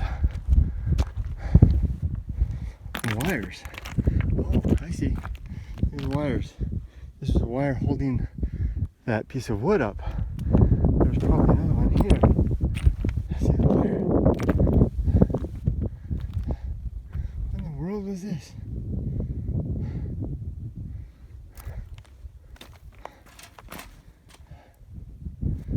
Maybe an antenna? A flag? A cross? Something? A piece of wood there. That could have been part of the pole. I mean, the part or the cross. Part of the cross. Who knows? Anyway, here we are. Let's do a 360. I'm beginning back here. Okay, there's the black volcano that we climbed to, we hiked to. I didn't do a very good job of coming back. I take this pack off. I made it harder than it needed to be. A lot harder than it needed to be. Okay, when I came, okay, let's start over here. There's my camp. There's campo number 1, that like sliver of rock over there, black line. Just beyond that, in fact, I can see my tent. That's campo number 1. I came across here, past Mount Wildness, and then where this mountain is, I took a left and went up through the canyons. I had no idea that was all that rough out there. Somehow managed to find my way through the canyons back there, came way down and then up along the edge, and then to the point, and then into the volcano, and then I came back through. Oh look, there's Amboy Crater, way the heck over there. You can just see that. Then when I came down, first I came too high up, and I came through a rough part up there, and then I crossed over, must have crossed my tracks, and then chose another difficult route, came back up through here, really difficult, and then climbed, of course, because the difference is I went that side of this hills, and coming back I came this side of this hills. So, continuing along, there's, I think that's called Dish Bowl Crater. That's another volcano right there. You can see a long eastbound train on the Burlington Santa Fe, Northern Santa Fe. Open desert. There's Siberia there. There's a 2 locomotives going through the Siberia crossing right now. My motorcycle's over there somewhere, I hope. Coming along here. This is the edge of deep water over here. And this is the deep water wilderness all up here. I had another aim to climb to this, that's what I call Black Mountain, Black Ridge. It is called Black Ridge. Had an aim to climb to that, which I think is probably about the same distance as that, but probably a lot easier to get to. I don't know if I've got it in me. Certainly not today. I think I'll stop up here, have a sandwich, get some rest, and then continue on back to campo number 1. I don't think I'm gonna go down this. This looks a lot steeper. You see that little trail, that mark across the edge there? That's the first thing that brought me here. That looks a lot steeper than when I just came up. Oops, looked up over the wire. A lot steeper. That might be folly. Might be better to go back the way I came, but then I have to go all the way around the damn mountain again. I'll have lunch and think about it. Do a little reconnaissance. This is definitely a little tricky going down. So I'm not gonna film much of this, just ow, just this first part, and turn the camera off. I'll show you when I get down, if I get down. Okay, I'm almost down, at least to this little flat part here. I only fell down twice. One time landed on a sharp rock, almost went through the flesh. Second time kind of twisted my back a little bit. It's definitely it's not that it's just that the rocks are all loose, so it's uneven footing. Makes for awkward movement. I'm gonna head over here and see if I can go see what the watcher is. On that peak, there seems to be something right over there. Go check it out. Here's a strange green patch of earth. I'm almost down to the bottom of from Mount Wildness, and this whole area here has a green tint to it, green hue, especially that chasmy area down there. I wanted to come up close and have a look. I wonder what it is. Copper, perhaps. Look at that rock. was all split, you know, so it was one piece. Looks like it. Looks like this. Fit right there. Wow. So what is this green stuff?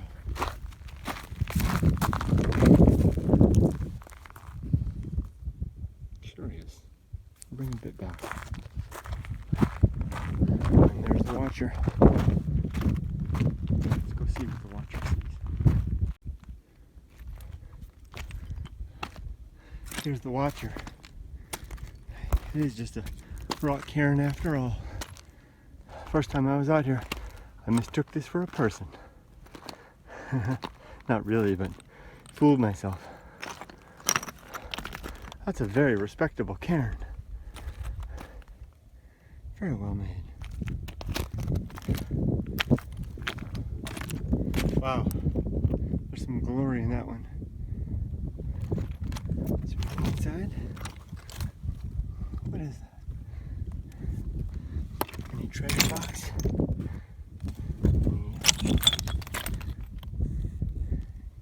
Anything interesting? Nothing more than the endeavor that they did to put this up here. Very good. There's more wildness. Now I'm ready to get back. I'm exhausted. Time to get back to camp. Maybe another hour or so. Isn't that lovely? Look at that sunlight on the Badlands on Sandman's Bed out there. Behind ruins of Camp Number 1. Mount Wildness. Sun's just going down. I'm cooking my dinner now. Put that a little better. There we go. Chicken and dumplings. Savor the adventure. Look at that.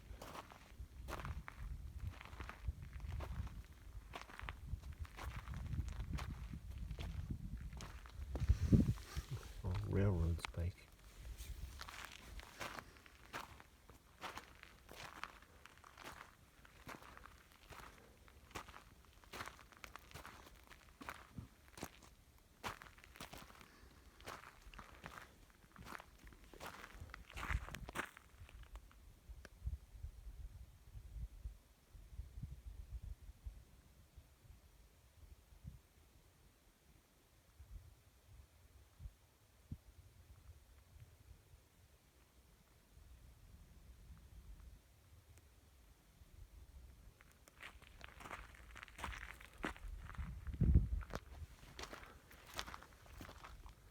The light on the old dead mountains. Look at that.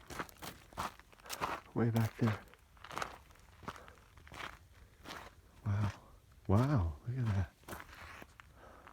Old dead mountains. Look like a giant white wave back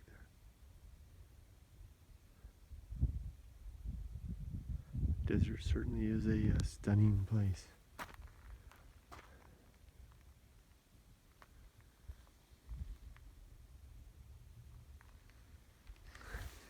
Enough of that for now. Go have dinner. See ya. Miss my family. Looking forward to going back tomorrow.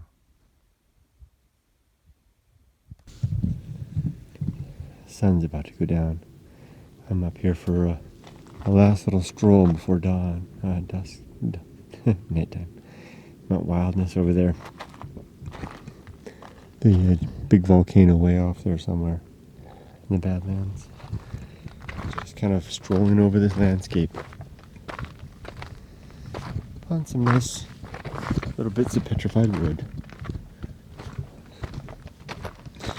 Mostly just waiting for the nighttime to arrive. I'm eager to go home.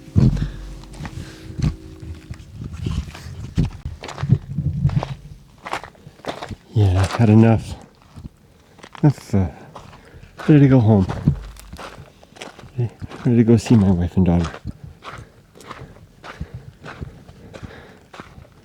Well, don't really know why I need this kind of stuff. It's essential though. It's like getting protein. Look at that nest. Is that what that is? Wow.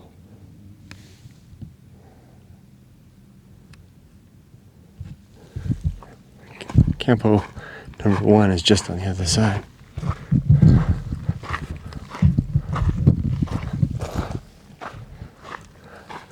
But maybe it's like Thoreau said, in wildness is the preservation of the world.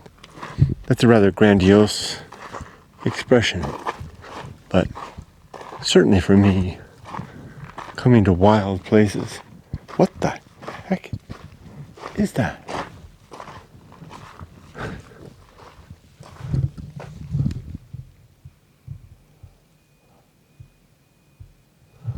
Wow. I'm sure that must be a nest of some sort.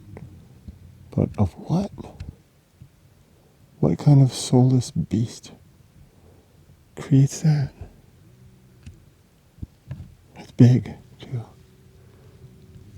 This is clearly where the flash flood comes and churns here. Must be quite a dramatic scene. Looks like it's dug out something here.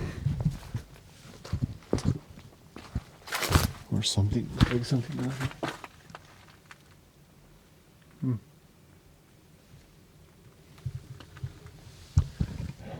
But I think Thoreau was right about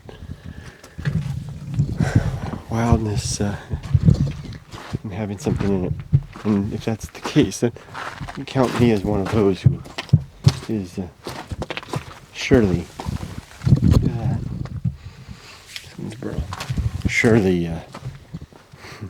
finds that needed.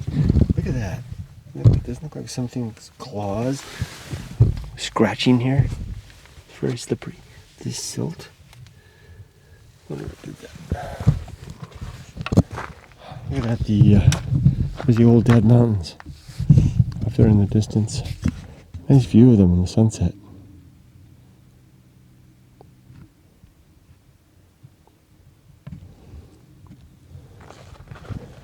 I guess I don't have a lot to say about that, but just that when I come out to these places, I find myself satiated. Sated? That's a good place for a photo. Oh, what did I do?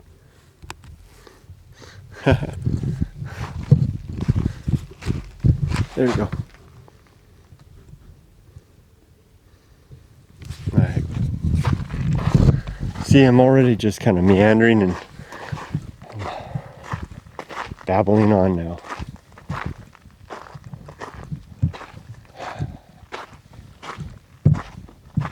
That's usually about the time that the adventure's pretty much over. But can't go back. It's too far. That's nice. Too late. Spending the night. So I'll hole up for the night and call it a night.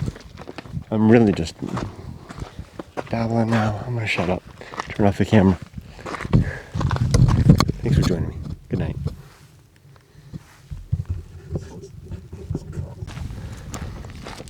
Just finishing up this long hike.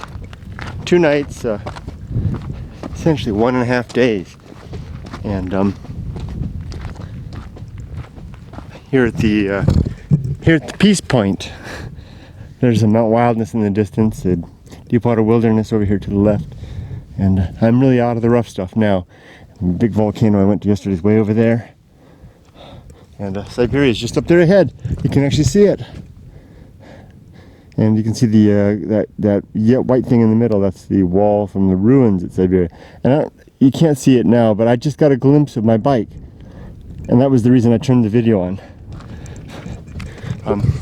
I was experiencing anxiety last night regarding my bike.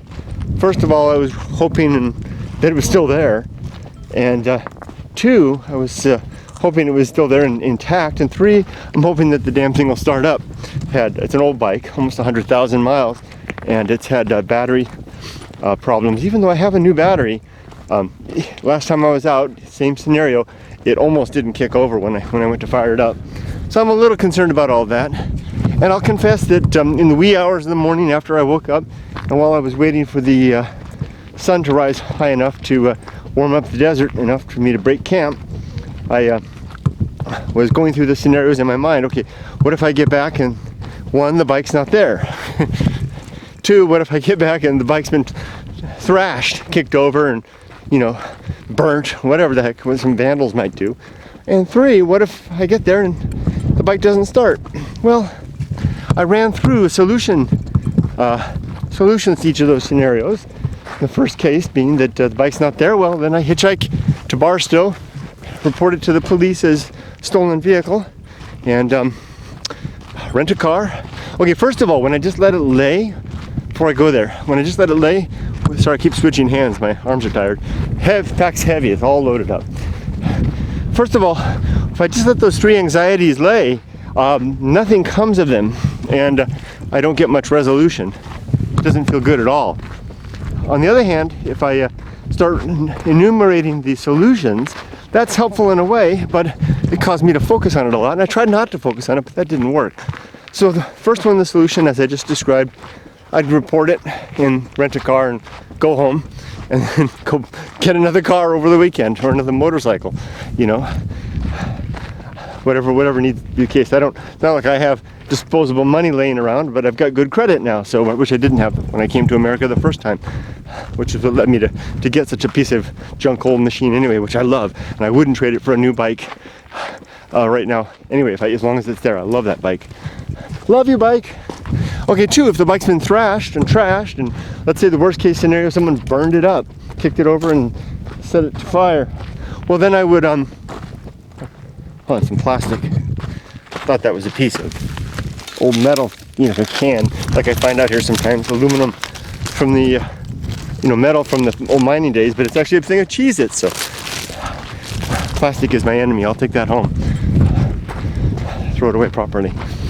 Well, if that's the case, if the bike's been trashed, well, then I'll have to do kind of the similar to what I just described before, but I'll have to add another element of, well, first I'll call the police, have them come out, it's a crime scene, so to speak, have them come out and have a look, do what they can, and then,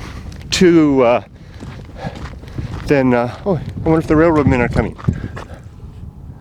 No, it looks like they've gone past. They're on Route 66 over there. And then two, so in addition to reporting as a crime scene, I will have to have it disposed of, have a tow truck come out, haul it away, and have it salvaged, whatever that entails. The second time in my life I've done that. Did that once when a big auto accident when I'm in my teens. Luckily we survived. I wasn't driving, but luckily we survived. See, I thought the piece of plastic I saw was like a metal like that, which as I get closer to Siberia, they're littering the desert. So the third one, what if it doesn't start? Well, dude, I have a AAA Premier with a 100-mile tow. It's about 100 miles, 60, 70 to my mechanic. I could have it towed. Okay, if it doesn't start, if it's just a battery, well, then I'll have it towed to a nearby, hold on, the thing's screwed up. I'll have it towed to the closest motorcycle shop, which is probably in Barstow. It's Friday. Have them put a battery in, do whatever needs to be done. If it's worse, if it's an actual breakdown, then I'll have it towed to Lior Motor Ride, my mechanic, back down by in Inland Empire, and have him fix it. I'll have to pay extra for the tow, but then Hertz Premier comes with a really good deal on rental vehicles. It's like super cheap, like $30 a day. So I can then rent they even have a valet thing. They'll come pick you up, have them call them, have them come pick me up, get me hooked up in a little rental, and I'll toot around in that. So you see, all three scenarios have down-to-earth solutions. And to think that even if I didn't have the benefit of the AAA, they're still down-to-earth solutions. And to think that I would be willing to forego this type of adventure for fear of, or that I would consider it for fear of these anxieties, is interesting, because the payback from the realization of having achieved what I just did, small thing that it is, but it's a big thing to me, this 2 nights out, day and a half, two volcanoes met, one summited. That's a good thing. Well, look at this. They're called auto parts, huh?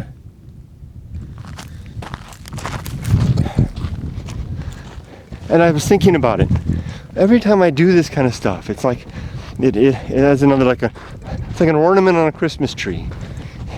That's actually not the original thought that I had, but it came to mind just now. I like that. And a little ornament, a little thing to the ephemeral Christmas tree that will, the tree itself is fading. The ornaments may last a little longer by virtue of the things that I create, the videos, the writing that I do, and all the like. And what a worthwhile thing, if anything, in life, but to take some time to create, to adventure, experience, and create along the way, and to push past those anxieties, at least the reasonable ones. You know, summiting a cliff face without ropes seems to me a bit reckless. But taking a 2-night hike out to the desert to climb a couple of volcanoes while leaving a motorcycle sitting behind, not so bad. But the benefits are so real. So now I'm going to sit here and wait while this train goes by. I don't want the falling over. I don't want the conductor or the engineer to see me and think I'm a hobo trying to jump on the train. We'll watch it go by together.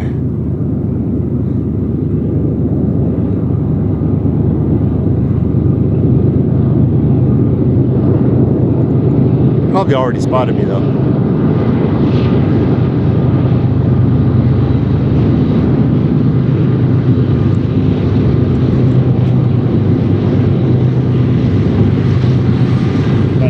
I'm headed for this bridge.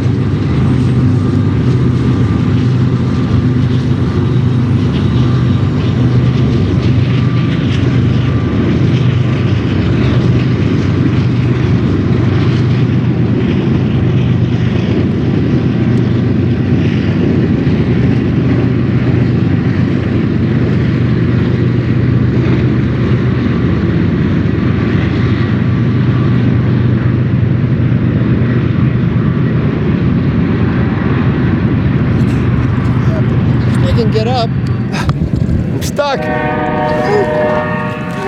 Full blast to the horn. Ow.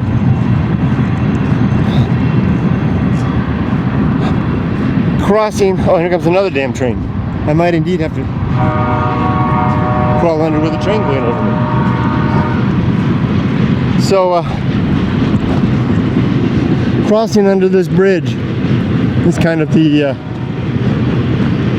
end of an adventure in the deep water wilderness. Siberia's right over there, and the beginning of it's the end of an adventure in this wilderness, and the beginning and the return to civilization, my home, my family, my life there, all those wonderful, beautiful things, so worthwhile.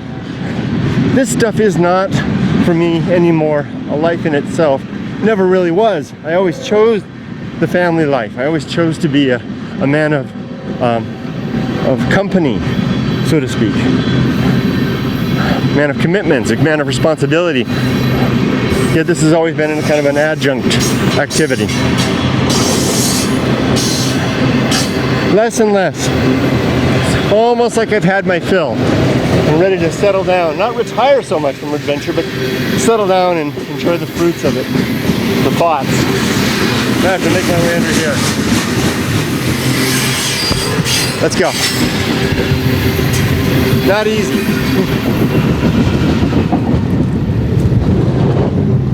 Here comes another train too.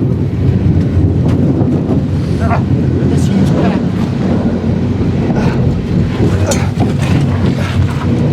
See the other train going over there? They're going over us? Oh, sorry, zoom out. I think it's going over us now.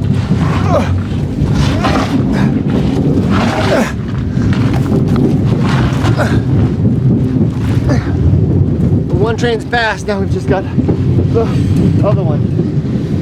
Oh no.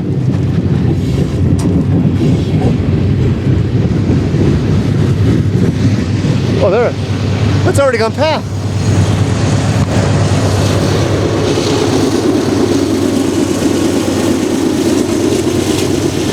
one in that lead. There's no one in that tail engine. It's all managed by radio.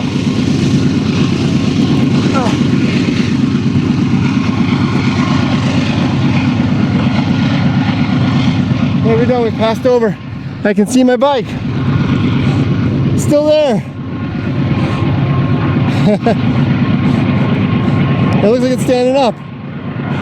Maybe 2 of my anxieties taken off. Just gotta go fire it up. Let's do it. This venture's almost over. I'll show you guys when I fire it up. Here we go. Hopefully if it fires up.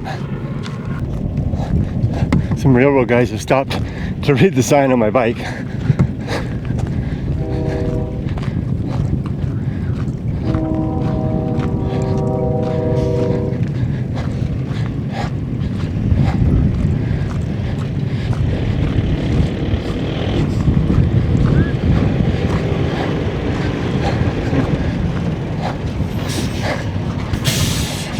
I'll stop, I'll turn the camera off.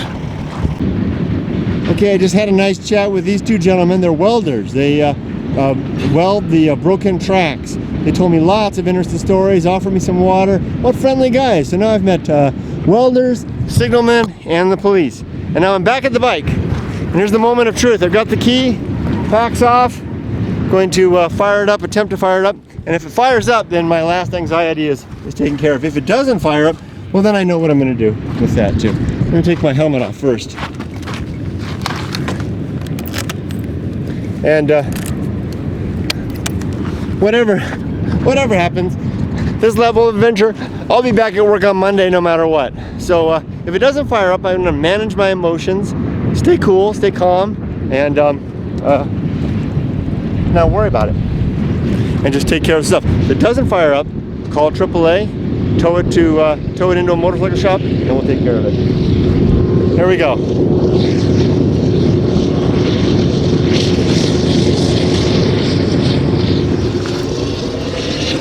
First, I engage my clutch, my choke actually. So I learned a trick with these lithium-ion batteries.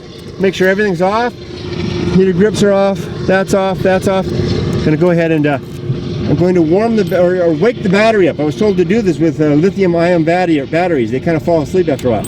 1, 2, 3, 4,